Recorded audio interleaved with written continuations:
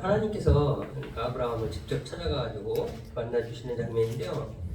지난 시간에는 이제 홍수 이후부터 아브라함을 이제 부르는 터키의 하란 지방에서 아브라함을 부르는 그 장면까지 우리가 이제 살펴봤는데요.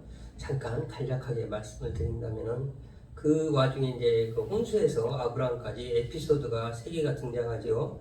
등장하는데 하나는 홍수 후에 육식을 허용하신 거하고 바벨탑을 세우는 사건하고 언어를 흩으셔가지고 언어를 혼잡게 하셔가지고 사람들을 여러 지방으로 흩어는 일을 하시는데 그거에 대한 의미를 한번 지난 시간에 생각해 보았습니다. 육식을 한다는 거는 그때는 불을 사용할 수 있다는 거고 불의 사용은 산소 포화도하고 관련이 있다. 산소 포화도가 대기 중에 산소가 40도 이상 되면은 불을 켜는 순간 지구는 폭발을 해요. 근데 그게 묘한 게 산소가 많으면 많을수록 우리 세포가 다 산소를 공급하는 거예요. 뇌가 약 뭐 5분인가? 30초? 30초만 산소가 공급이 안 돼도 사람이 이렇게 깨어나면 바보가 되잖아요. 뇌가 죽어가지고 금방 죽어가지고 산소 공급하는 헤모글로빈이 다 계속 산소를 공부하는 거예요. 이게 좀 이제 학생들이 있다 보니까 눈을 마주치니까 과학으로 내가 얘기가 원래 얘기하려고 한 게 아닌데 그런 거예요. 그래서 과학이 하나님을 벗어나지 못해요. 과학으로 들어가다 보면 정진무 박사님 같은 사람은 과기부 장관이었는데 과학을 연구하다 보니까 과학이 하나님의 진리에 도달을 못하고 하나님의 말씀이 오히려 과학보다 훨씬 진리에 가깝다는 걸 알게 돼가지고 그분이 과기부 장관을 하던 사람이 그분이 대단했던 사람이 경기고등학교 나오고 정근모 박사님과 고등학교 때 아마 서울대에 입학했을 거 조기 입학하고 그랬을 거래요. 전국에서 뭐 1등 한 사람들끼리 해도 1등 했다고 그러더라고요. 대단한 사람인데 하여튼 그렇습니다. 그분이 과기부 장관이네 과학자가. 근데 잠깐 이제 여담이 돼버렸네요. 그래서 산소 포화도라는 거는 그래서 굉장히 중요해. 노화하고 관련이 있어요. 사람 세포가 죽질 않아. 산소가 충분하게 공급되는.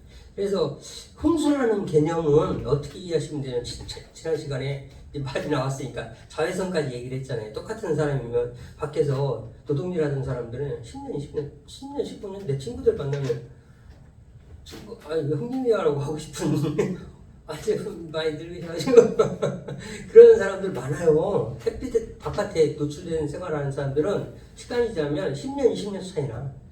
그렇거든 실제로. 그래서 그거는 뭐 자외선 대기 중에 층이 여러 개가 있어요. 크리스탈 층도 여기에 있었을 것 같아요. 홍수가 그러면은 지구를 덮을 만한 물이 어디서 생기는 얘기예요? 우리는 그런 관심을 가져야 돼요. 답을 얻을 수는 없지만 우리가 하나님의 일하심을 충분히 이해할 수는 있어요. 그러면 그럴 수도 있겠구나라는 정도에는 도달할 수 있는 그 정도 돼야 이게 믿음이 다 견고해진단 말이죠. 관심을 갖고 궁금해하고 이 말씀이 무슨 말일까 하는 마음을 갖는다는 걸 하나님 나쁘게 생각 안 해요. 하나님도 나를 알고 싶어하는 거를 굉장히 좋게 그거 믿음의 하나예요. 믿음의 한 종류예요. 그래서 크리스탈층이나 이제 그거는 저기서 얘기하더라고요. 창조과학회에서 기독교 성격 연구를 하시는 분들이 저는 그 말에 이제 좀 동의를 하는 편이에요. 동의를 하는 편인데 어떤 층이 지구의 한 층이 쏟아지지 않았을까 이렇게 얘기를 하더라고요. 공차요? 그렇죠. 왜냐면 지구가 테둘리가 하나가 아니에요. 성층권, 대기권 뭐 이렇게 얘기하잖아요. 특히 이제 우리가 알아듣기 쉽게 오존층이라는 거 테두리가 한 개가 아니고 어떤 거는 감마선을 맡고 있고 어떤 거는 뭐 알파선을 맡고 있고 어떤 거는 베타선을 맡고 있고 햇빛으로 오는 그게 있어요. 그 층이 한꺼풀이 사라지면은 충분히 가능한 얘기고 그 물이 내려올 수 있고요. 그 다음에 뭐가 되냐면 그 한 층이 없어짐으로 인해서 어떤 자외선이 어떤 광선이 추가되는 거죠. 그럼으로 인해서 급속도로 1000년을 살던 사람이 이제 200년 대라가 205세에 죽었잖아요. 그 얘기를 하고 싶은 거예요. 충분히 과학적으로도 가능성이 있는 얘기고요. 그래서 그 전에 뭐 얘기할 때 막 미국의 뭐 어떤 계곡이나 이런 것들 보면 다 물이 휩쓸고 간 자국들이 협곡 그랜드 캐년 같은 거 얘기했잖아요. 그 터키 지방에 있는 뭐 약간 계곡들 뭐 아니면 모든 그 단층들이요 다 이렇게 핥히고 지나간 자국들이 있어요. 단층들이 드러나 있는 것들은 물이 핥히고 지나가 많이 빗나갔네요. 그래서 육식의 허용은 그런 의미가 있고 바벨탑 축전은 높은 탑을 짓고 그 탑을 꼭대기까지 하늘에 이르르게 하자, 우리의 이름을 내자. 사실 그럴 수 있어요. 사람들끼리 살다 보면은 나를 내세우고 이런 것들을 하나님은 교만으로 생각하고 여호와를 바라보지 않는 그 마음을 죄로 예우지셨지만, 특히 인간의 하나님께서 심판하신 홍수 니무롯이 바벨탑을 건조한 축조한 주역인 니무롯, 영웅이 나오잖아요. 사냥을 잘하는 영웅. 그 사람이 이걸 하거든요. 그 사람 대장이 돼가지고 그 당시에 하는데, 니무롯이 노아의 4대손이에요. 4대손이면 약 뭐 이렇게 그 당시에 우리도 뭐 조선시대 가면은 7, 8명 기본으로 낳았으니까 그때는 자기 자손이 많아야 자기 세력이 되니까 그때는 많이 낳았단 말이에요, 아기를. 그래서 뭐 10명씩 잡아도 4대 정도면은 200년씩 살고 있으니까 겹치고 낳고 한다고 그러면 한 뭐 2, 3만 명 맥시멈 뭐 이렇게 되지 않았을까 싶어요. 그 당시에. 그때는 기하급수적으로 인구가 늘어나는 시기예요.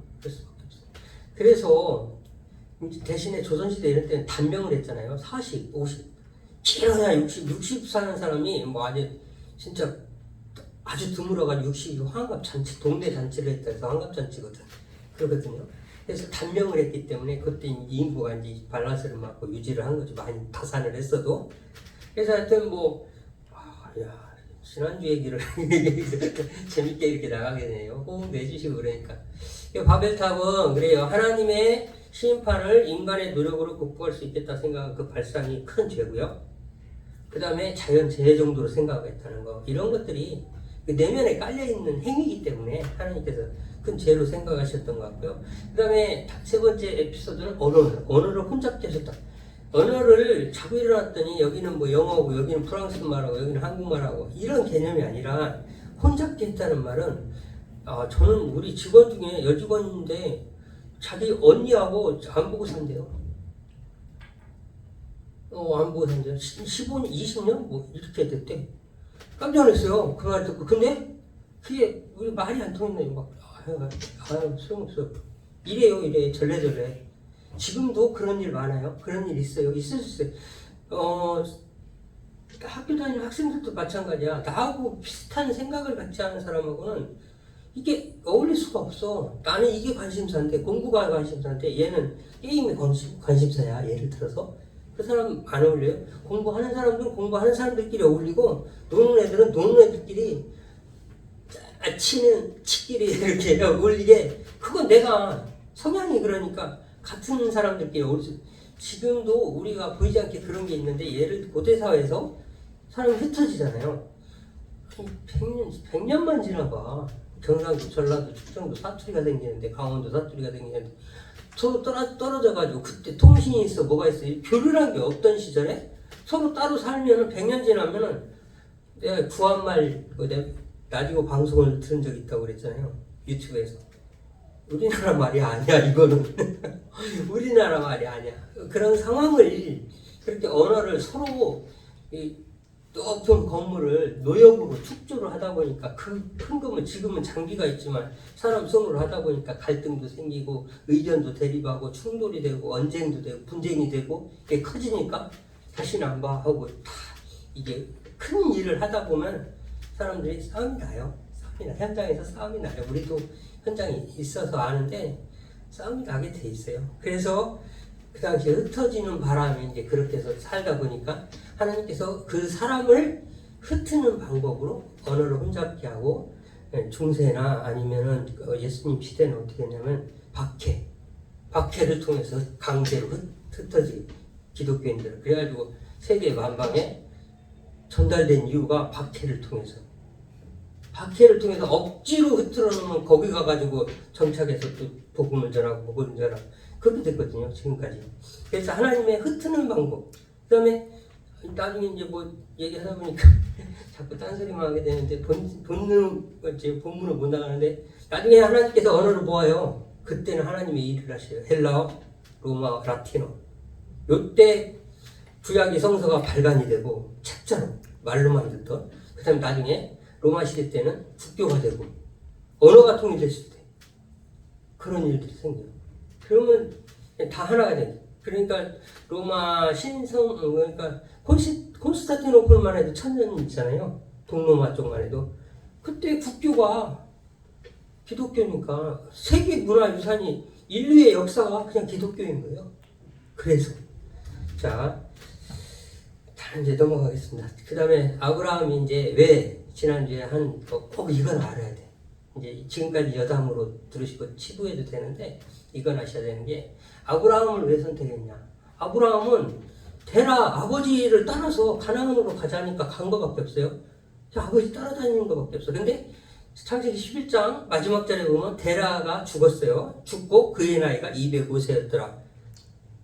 그러고 나서 그 다음 장이 12장 1절이거든요. 12장 1절에 그냥 이유 없이 하나님께서 아브라함을 찾아가고 내 본토 친척 아비 집을 떠나 내가 내게 보여줄 땅으로 가라. 가나안으로 가라. 이게 한 줄 사이에 아버지가 죽고 그냥 하나님이 아브라함을 찾아갔고 그렇게 되거든요. 그럼 왜 찾아갔냐 이거. 하나님이 이 수많은 사람들 중에 왜 아브라함을 선택하셨는지 우리가 생각해 볼 필요가 있고 그 생각의 여지를 어떻게 펼쳐놨냐면 셈의 족보에서부터 시작이 돼요. 셈의 족보가 창세기 11장에 나오는데 데라 때 29세 빠르면 20대 후반 30대 초반에 아이를 다 낳아요. 지금 펼쳐봐도 돼요. 창세기 11장 다 아들을 낳고 아들을 낳고 아들을 낳고 몇 세에 낳는지 다 나오는데 갑자기 데라 때 가가지고 70에 나요. 70 할아버지 때.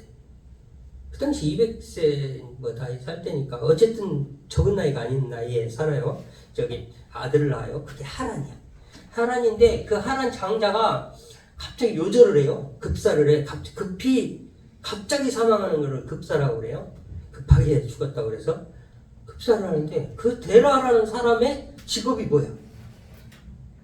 신상, 각종 신상을 만드는 메소포타미아 문명이 발생한 지역, 그 갈대아 우르 지역, 갈대아라는 지역이 거기거든요. 갈대아 지역의 우르란, 우리로 얘기하면 충청남도에 뭐 아니면 대한민국의 뭐 세종시, 서울시 이렇게 하듯이 전 세계로 봤을 때 그쪽을 갈대아 지방이라고 수메르 문명이 발생한 유프라테스 강하고 티그리스 강이 만나가지고 아라비아 해로 가는 아라비아 해 전해가 페르시아만으로 들어가서 밖으로 나가면 그게 아라비아 해. 그래가지고 이란하고 사우디하고 사이 그거거든요. 그래서 거기에서 수메르 문명이 발생해요. 물이 있어야 문명은 발생하니까. 왜 사람은 물 없이는 못 사니까. 배설물도 있고 청소도 해야 되고 세탁도 해야 되고 물 먹기도 해야 되고 하기 때문에 물 옆에 항상 저기가 있거든요. 문명이 발생하고 도시가 형성되거든요. 그래서 우리도 이거 보면 세종에 여기 금강이죠. 이쪽 지나가는 게 금강이잖아요. 금강 옆에 이렇게 자리하고 있는 거, 자리를 잡은 거거든요.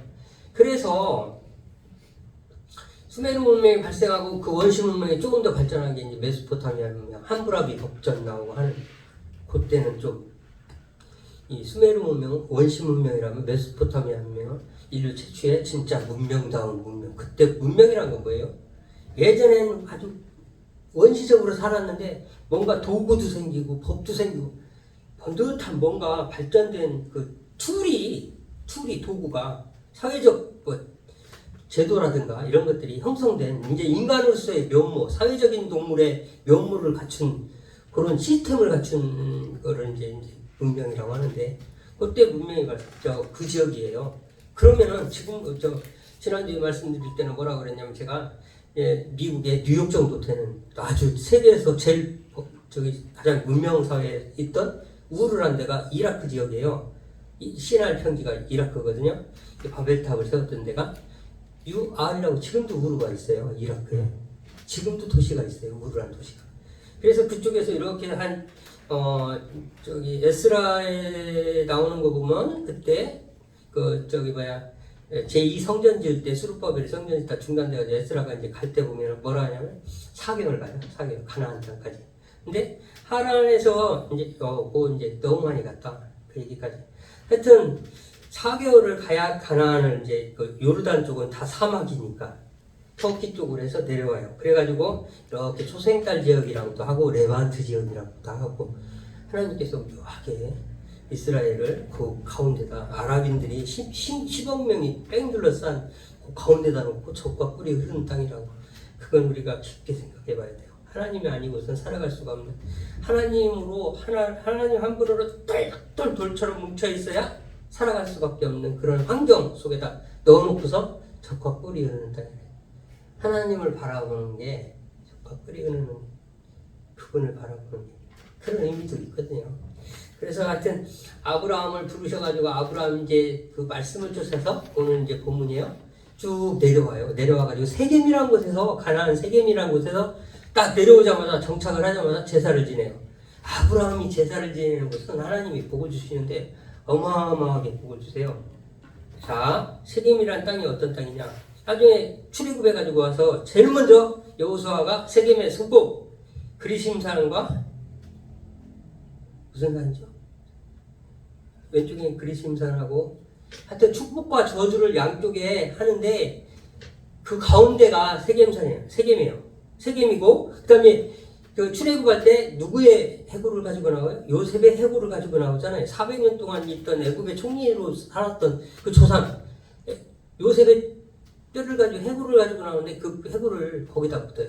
요셉의 무덤이 있는 데가 세겜이고 나중에는 남유다하고 북이스라엘이 갈라졌는데 그 갈라진 북이스라엘의 첫 수도가 세겜이에요. 나중에 사마리아로 내려오지만 그러니까 하나님이 아브라함이 제사 지냈던 곳을 나중에 봐가요. 조금 있으면 이제 세겜에서 베델과 아이성 사이로 가요. 내려가요. 거기 가서 또 제사, 두 번째 제사를 지내는데 아예 본문으로 내려가죠. 그냥 나중에 얘기하지 말고 지금 가야 되겠어요. 그대로. 베델로 가서 또 제사, 두 번째 제사를 지내는데 두 번째 제사는 베델은 하나님 여호와의 집이라는 뜻이에요. 그 베델과 아이 사이에 있는 산에 장막을 치게 되는데 이제 거기서 기거를 하는 거예요. 이제 정착을 했어. 세겜을 경유해서 세겜은 뭐 다 알다시피 뭐 저기 모래 상술이나 무슨 그게 나오잖아요.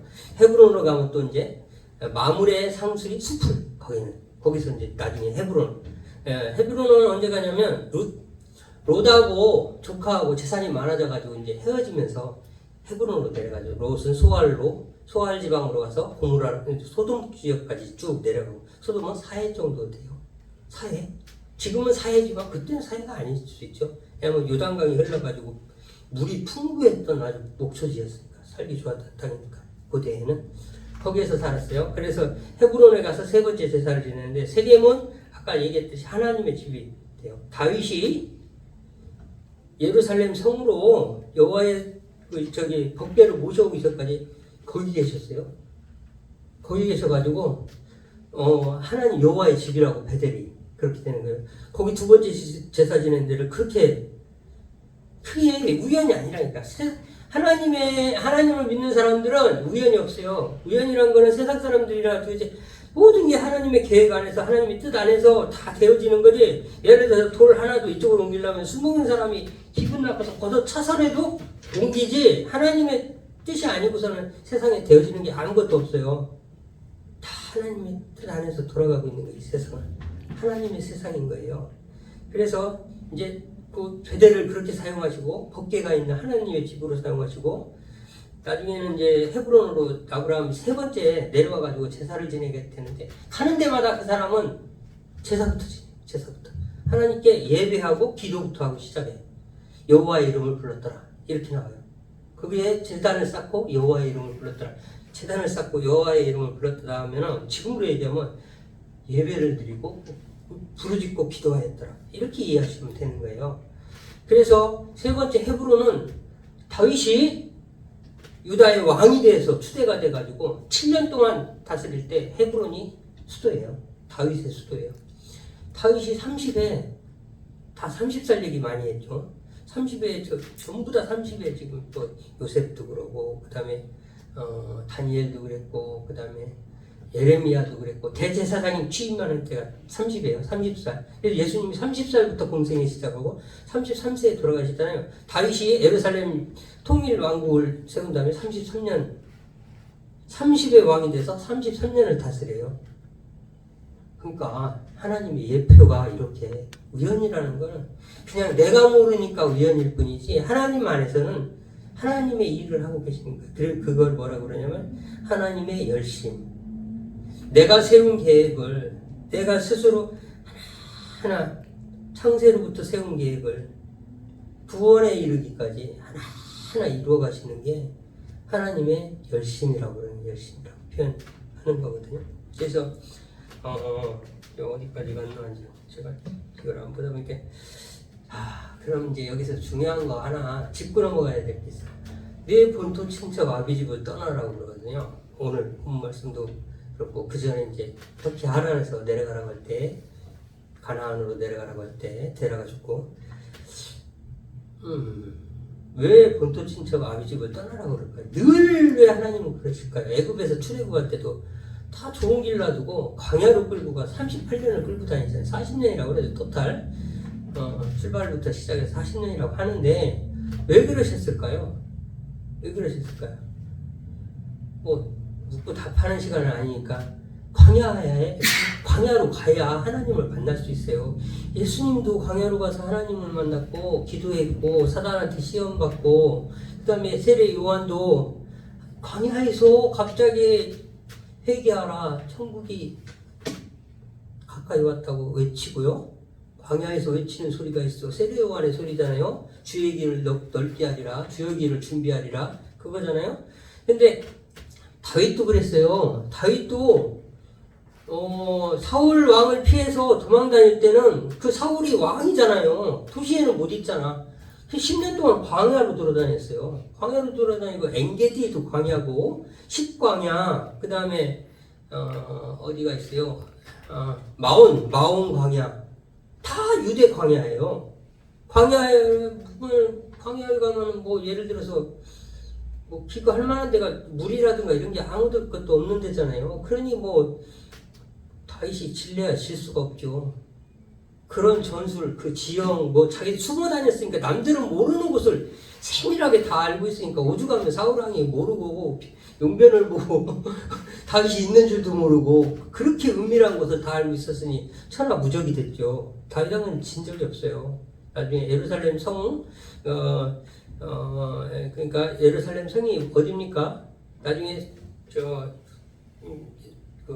성전을 솔로몬이 성전을 짓는 그곳이거든요. 그리고 이삭을 드렸던 거기고 그다음에 그 모리아 산이라고 그러죠. 거기야 이삭을 드렸던 아브라함이.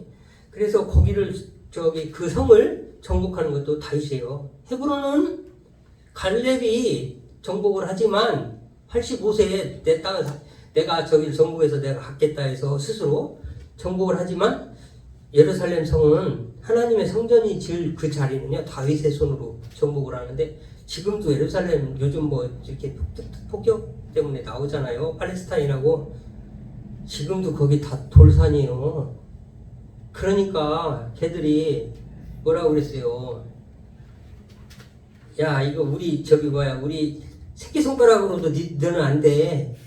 그렇게 조롱한단 말이에요. 다윗을 그때 정복하려고 할 때 전쟁하러 갔는데 절름발이 와도 너는 안 돼. 거기 지금도 절벽 완전 끝도 안 보이는 절벽.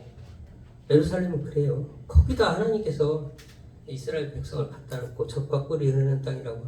이스라엘이 묘한 땅이에요. 이스라엘 묘한 땅이에요. 여담으로 들어가는데 지중해보다 200m가 낮은 땅이고 낮은 땅이에요. 200m 낮은데 산이 막고 있는 거예요. 산이 에브라임 산지라고 그러죠. 그렇죠? 쭉 산지가 쫙 산맥이 쭉 있는 거예요. 조금만 높게 이렇게 돼가지고 지중해 물이 못 넘어오게 막고 있는 거고요. 두 번째는 그 갈릴리가 정확히 얘기하려면 갈릴리가 해수면 수위가 갈릴리 바다 수위가 갈릴리가 워낙 커서 호수인데 바다라고 하는 거죠. 넓으니까 갈릴리가 지중해 수면보다 200m 낮고 그 갈릴리보다 사해가 200m 낮아요. 400m 낮죠. 바닷물보다 400m 낮은 땅이 사해라고. 그래서 갈릴리에서 사해로 물을 안 보내주면 사해는 염분은 있는데 물이 계속 증발하면 염도가 계속 올라올 거 아니에요. 소금덩어리 밑에서 결정들이 막 그러잖아요. 그거를 살리는 게 요단강이에요. 갈릴리에서 사해로 물이 가는 게 그게 요단강이래. 생명의 강. 그게 다 시사하는 것들이 너무 묘하게 그 자리에 아까 말씀드렸듯이 젖과 꿀이 흐르는 땅이라고 했는데 실제로는 죽을 때까지 전쟁을 하는 땅이에요. 하나님을 부르짖지 않고는 살아갈 수 하나님 한 분으로 똘똘 뭉치지 않고는 그건 살아갈 수가 없는 지금 상황 그 속에다 갖다 놔요. 왜? 창세기가 1장에서 50장이라고 그랬잖아요. 하나님이 세상을 창조한 게 에덴이 아니라니까. 어떤 판을 창조한 거예요. 세상이 돌아가는 판을, 틀을 창조하셨는데 하나님께서 나중에 나오겠지만 미리 얘기 드리는데 암몬과 모압 접속이 있잖아요. 암몬과 모압이 모압과 암몬이 그 롯의 저기잖아요. 딸들 두 딸들이 자식을 잊자. 그거를 음탕하게 생각하고 지금 그런 식으로 생각하는 거는 우리들 얘기고 우리들 머릿속에 그런 게 있으니까 안 좋은 것들이 있으니까 그쪽으로 생각하는 거. 그 당시에는 아버지하고 우리밖에 없으니 자식을 이길 방법이 없잖아. 대를. 그때는 형수 치수제니 뭐 그러니까 자식을 낳는 건 필사적이에요. 필사적이야. 자식이 없으면 그거는 끝이야. 멸절이야. 그렇기 때문에 필사적으로 대를 이으려고 그래가지고 루키가 저기 유다 같은 경우는 며느리가 그랬잖아요. 며느리한테 뭐라고 그래 나중에? 네가 옳도다. 나보다 옳도다. 내가 자식을 핑계대고 주지 않고 제도가 있는데 주게 돼 있는데 막내 아들을 줘야 되는데 안 주고 얘를 이어야 되는데 형수를 갖다가 저기 집에 가서 기다리고 수절을 하고 있으라고 그래. 집도 가지 말라고 타마를 그렇게 해놓고서 자기는 그 아들을 안 주고 이래저래 핑계대고 다 장성했는데도 앉아가지고 나중에 다말이 이제 이렇게 돼가지고 내용을 알고 있잖아요 우리가. 나중에 그래요. 그걸 알고 나서 그다음에 그 다말이 임신했다 그러니까 그를 죽이라고 그랬는데 죽이려고 하다 보니까 지팡이하고 자기 물건을 조용히 보내. 조용히. 그거 받아보니까 이게 내 거거든. 그렇게 생각하거든요. 그때 고백한 게 내가 나보다 옳도다거든요. 그러니까 그게 음탕한 그런 개념이 아니란 말이에요. 그거는 의무였단 말이에요. 여자가 자식을 낳아가지고 대를 잇는 건 우리도 그랬어요. 조선시대 때 별짓을 다 하고 막 종들 이렇게 하갈 나중에 나오겠지만 종들 씨바지로 이렇게 하고 별짓 수단 방법 안 가리고 자식을 얻었단 말이죠. 우리도 그렇게 살았어요. 그렇게 이해하면 될 것 같습니다. 그래서 하여튼 그래서 이제 그 아브라함이 이제 거기서 정착을 한 다음에 헤브론 가기 전에 어떻게 되냐면 기근이 들어. 그래 바로 기근이 들어. 하나님 뭐 하셔? 애굽으로 내려보내. 아까 얘기하다가 이제 말하는데 이스라엘 묘해. 땅이 묘해. 위에는 갈릴리 지방은 물이 풍성해. 그래가지고 물이 있다는 얘기는 주위에 땅들이 촉촉하다는 얘기고 농사가 잘 되고 거기는 풍성해. 근데 중간에 있는 예루살렘 성 있는 데는 이제 사람 살기가 쉽지 않은 동네가 돼. 풀도 없고 그냥 약간 높아져. 다 돌이야 돌. 뭐 약간 황무지 비슷한 황무지까지는 아니고 비슷해. 예루살렘 밑으로 헤브론 밑으로 내려가면 유대 광야. 그건 3등분이 딱 된다면 이스라엘이 딱 3등분 돼요. 그래서 가이사라 빌립보니 뭐 이런 데는 다 위에요. 조선 총독분이 우리로 얘기하면 옛날에 로마 시대에 총독이든 헬라 시대에 알렉산더가 저기 점령했을 때 각 도시들을 알렉산드리아 같은 거 이런 거 있잖아요. 도시들을 점령한 지역이 가장 살기 좋은 곳에 도시 이제 자기들이 저기 하잖아요. 정착을 하는데 이제 점령군들이 들어오잖아요. 다 위쪽이에요. 갈릴리 쪽. 가이사라 빌립보가 대표적인 거예요. 가이사라가 CAESAR 케사르 라틴어로 케사르 영어로는 시저 그 다음에 CAESAR 시저 영어로는 시저 라틴어는 케사르 히브리어는 가이사의 것은 가이사에 돼. 가이사 그 다음에 스칸디나비안 쪽으로 가면 카이저 KAISER 스킨 노션 이런 것도 카이저라고 하는 게 그게 다 전부 다 같은 얘기. 로마의 황제를 얘기하는 발음이 다를 뿐이지.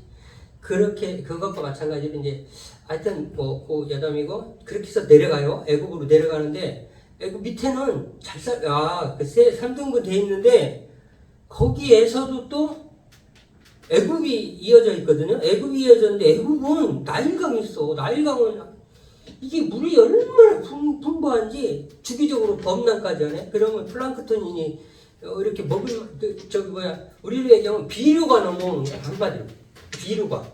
그래서 물이 내려가다가 지형이 낮은 쪽이 양쪽으로 갈라지는 데가 있으니까 그쪽을 쫙 갈라져요. 그래서 계속 갈라지는데 갈라지는 쪽 입장에서 보면 여기서 위에서 내려와서 계속 갈라져. 그러니까 여기가 가운데가 토산물이 쌓일 거 아니야. 그거가 자꾸 늘어나. 매년 늘어나. 그래서 이집트에서 적분이 나온 거예요. 적분이. 1년 동안 유량에 따라서 얼마가 늘어나는지 토산물이 쌓여요. 계속 늘어나. 거기를 나일강 삼각주라고 그래. 거기가 얼마나 곡창지대인지 그냥 거기는 먹을 게. 그래서 성경에 보면 맨날 기근 만들면 애굽으로 가고 싶은 거야. 근데 하나님은 가지 마. 먹고 죽을 것도 없는데 가지 말래. 나만 바라보래. 하나님은 다 내려가요. 다 내려가. 그 내려가는 이유를 설명해 주는 거야. 거기 곡창지대야. 곡창지대. 오늘 이 시간이 저는 참 목사님 존경합니다. 설교가요. 제가 8번째인가 7번째 하는데 이게 분량을 못 맞추겠어. 이게 성경을 읽어놓고 내가 하고자 하는 얘기를 하다 보면은 시간이 뭐 45분이니까 지금 그 얘기를 하는데 시간을 조절을 못해. 내가 초보라. 그게 핸디캡인 것 같아. 그 부분 제가 노력해야 될 부분인 것 같고요. 간단하게 더 설명드리자면, 구현하자면 애굽으로 내려가가지고요. 애굽으로 내려갔는데 성경에 보면 사례에 대해서 어떻게 표현했냐면 심히 아름다운 여자라고, 심히라는 표현을 써놨어요. 그만큼 그게 이제 어떤 역할을 한다는 얘기예요. 예쁜 게 성경에 써있는 글자 하나하나를 잘 봐야 돼요. 그게 던져주는 게 있어요. 그게 시사하는 게 있다니까. 심히 아름답다고 표현해놨어요. 그러니까 당신은 심히 아름다운 여자라 저들이 나를 가만히 안 둘 텐데, 이래가지고 사실은 뭐 사촌이라고 해도 뭐 저기니까 사례를 누이라고 합니다. 그래서 애굽의 왕이 결혼을 하게 돼요. 결혼식까지는 한 것 같아요. 아내를 삼게 하였으니 이게 어떻게 된 일이냐 이렇게 나오고, 삼았으니 이 말을 듣고 내가 아내를 삼았으니라고나 결혼식까지 거의 갔던 것 같아요. 우리는 뭐 결혼식 식장에 들어가서 15분이면 그날 저녁에 가서 신혼여행 가고 하겠지만, 그 당시에는 결혼이란 게 그렇게 간단한 얘기가 아니에요. 그렇게 간단한 얘기가 아니에요. 그래서 어떤 그런 정도로 간 건 아닌데 아내를 삼은 건 분명해요. 그래서 아내를 삼았는데, 아내를 삼으려니까 왕이 얼마나 기분이 좋아요. 그렇게 예뻤다는데 성경에 심히 아름다운 사람이라고 했으니까, 그러니까 뭐 낙타도 주고, 거기에 그렇게 나와요. 낙타도 주고, 뭐 낙타란 건 일반인들이 가질 수 있는 동물이 아니에요. 돈이 말이나 노새 이런 거하고는, 당나귀 이런 거하고는 비교가 안 되는 거잖아요. 이게 애굽의 왕이 막 선물을 많이 줘요. 선물을 많이 줘가지고 실컷 받았는데 나중에 알고 보니까 이제 하나님께 재앙을 내리셔가지고, 이게 무슨 일이냐. 옛날엔 다 고대 사회는 다 이거니까 추장 옆에 다 저기 주술사 하나 있어가지고 이게 뭔 일인지 알아봐라. 다 미신으로 들어갔으니까, 자기들이 답답하니까 맨 하늘만 보고 이랬으니까, 뭐 자, 하나님을 믿든 안 믿든 그 누가 되든지 간에 옛날 우리도 그랬어요. 저 정화수 떠놓고 맨날 빌고 그랬어요. 선왕당 뭐 있고 동네 가면 거기에 다 그랬다. 미신이 횡행했단 말이에요. 그 힘없는 사람들이 어렵게 살아갈 땐 더 그런단 말이죠. 그래서 제사를 받았는데 이제 알았어. 아니 왜 부인을 나한테 속였냐 하고서 이제 다시 돌려보내죠. 돌려보내는데 어저께 준 거 내놔 이렇게는 안 해요. 왕이었잖아요. 충분한 재산이 있고. 그래서 하나님께서는 그 상황을 역전시켜가지고, 놀랍게 역전시켜가지고 더 풍성한 걸 얻어가지고 다시 돌아오게 만들어요. 그 헤브론으로 다시 돌아오게 만드는데, 다시 아니야 헤브론이 아니에요. 그때는 세겜이에요. 저기 베델하고 아이 사이에요. 그때 장막이 원래 있던데 거기로 돌아와서 또 제사를 드리고 하나님께 여호와의 이름을 부르고, 또 아브라함이 그렇게 해요. 자, 그때 올라올 때 그 은혜의 풍성함이라는 게 얼마나 컸을까. 잘 생각해봐요. 나는 죽을까봐 부인을 누이라고 속이기까지 했는데, 큰 재산을 얻어서 부인도 뭐 멀쩡하게 다시 내 옆으로 왔고, 큰 재산을 얻어서 그 돌아올 때 그 하나님에 대한 생각이 어땠을 것 같아요? 하나님이 믿음을 참 굳게 믿음을 키워주시는 거예요. 하나님이 믿음을 키워주신다니까요. 내가 함께 있다. 왜냐하면 하란에서 가나안으로 내려가라 때 약속하신 게 있잖아요. 내가 너를 축복하는 사람을 내가 축복하겠고 너를 저주하는 사람을 내가 저주하겠다. 그 약속의 확증을 보여주심으로 인해서 그 아브라함의 믿음이 더욱 굳어지는 거예요. 굳어져가지고 나중엔 10분 끝내야 되는 상황이 돼야 돼요. 하여튼 롯까지만 얘기할게요. 롯 이제 그 풍성함이 문제가 돼. 항상 풍성함이 문제가 돼. 그때 하갈이 따라오거든. 그러니까 임금한테 시집을 갔으니까 종을 줬을까 붙여줬을 거 아니에요. 그때 재산의 일부로 그때 엘리에셀을 또 마찬가지로 시리아에서 다메섹에 있을 때 데려오고요. 둘을 데려와요. 엘리에셀 자식같이 생각했는데 나중에 아브라함이 나한테는 자식을 안 주는데 엘리에셀이나 아브라함이 지금 오늘 본문 읽을 때까지 자기 내 자손을 참되게 하리란 말을 어떻게 이해했냐면 그 당시에는 양자나 이런 것들도 내가 그 상황을 완전하게 이해는 못하지만 이 장면을 봐서는 오늘 읽은 장면을 봐서는 엘리에셀이나 내게 자식을 안 주시니 엘리에셀이나 이렇게 얘기를 하거든요. 그러니까 그때까지만 해도 내가 나으리라는 건 왜? 아브라함이 터키 하란에서 내려올 때 75세였더라 이렇게 표기를 하고 있고 내려와가지고 산전수전 다 겪었잖아요. 몇 년은 지났잖아요. 적어도 80세가 넘었단 말이죠. 80세 전후 됐단 말이죠. 그러니까 아마 이런 말을 했던 것 같아요. 엘리에셀이나 이런 식으로 표현한 것 같아요.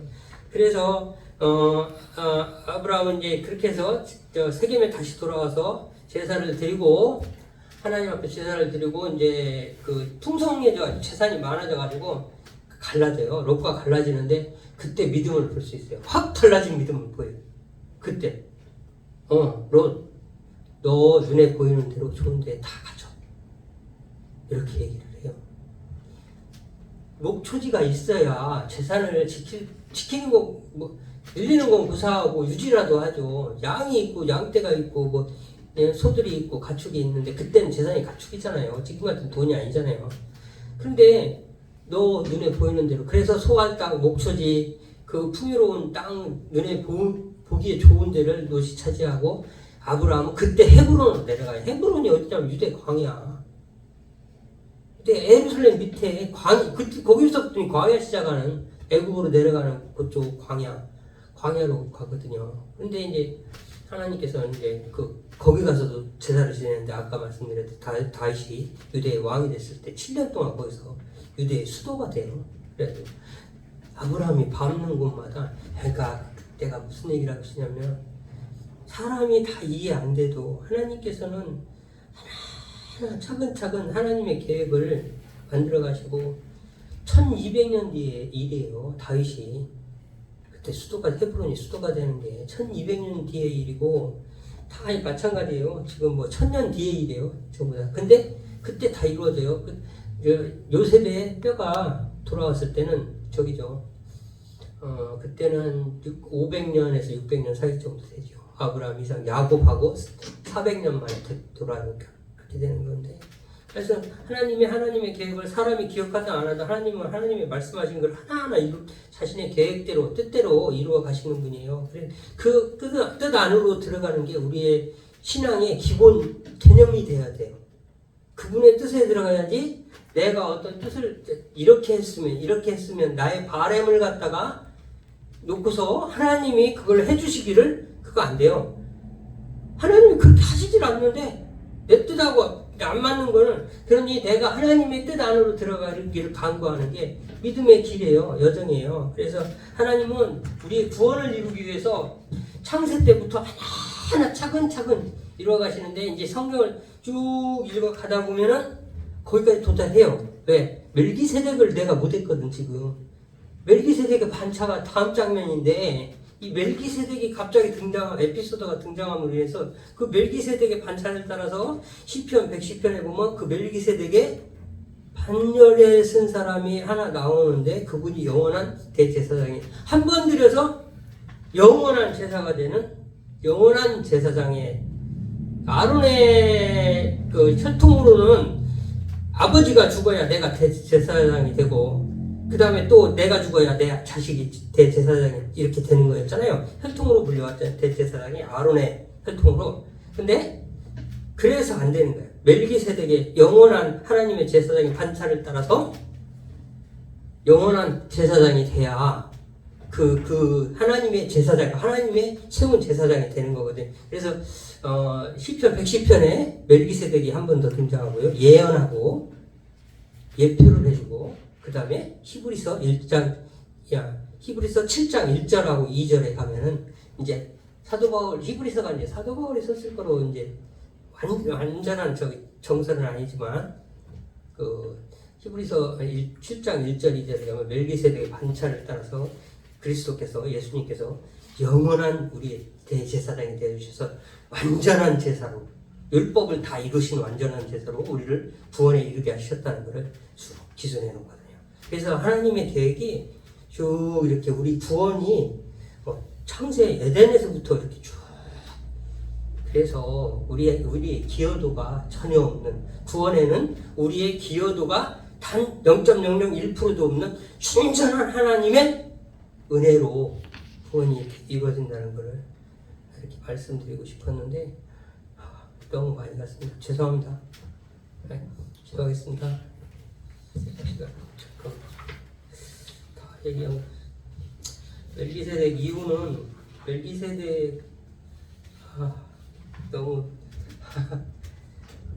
기도하겠습니다. 하나님 감사합니다. 부족한 우리들에게 한량없는 은혜를 베풀어 주시사 아브라함의 언약이 우리들의 믿음의 언약이 되게 하시며 그리스도 안에서 하나가 되어 하나님의 자녀로 한 형제로 살아가게 하여 주심을 감사드립니다. 하나님, 우리가 살아갈 동안 우리 앞에 많은 일들이 놓일지인데 하나님의 자녀답게 담대함으로 넉넉히 이기게 하시고 늘 감사함으로 하나님께 찬송 올려드리는 우리가 되게 하여 주시옵소서. 가온 간리교회가 되게 하여 주시옵소서. 예수님의 이름으로 기도하옵나이다. 아멘.